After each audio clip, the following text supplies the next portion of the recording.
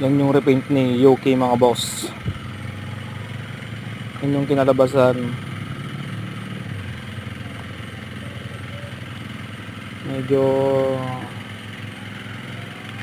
okay na din. Yan boss. Kining-condition namin tong ilalapag namin boss. 2 days. 2 days namin ginawa mga bossing. Oo. Napakaangas mga boss. Paki-suporta naman tong video na to mga bossing.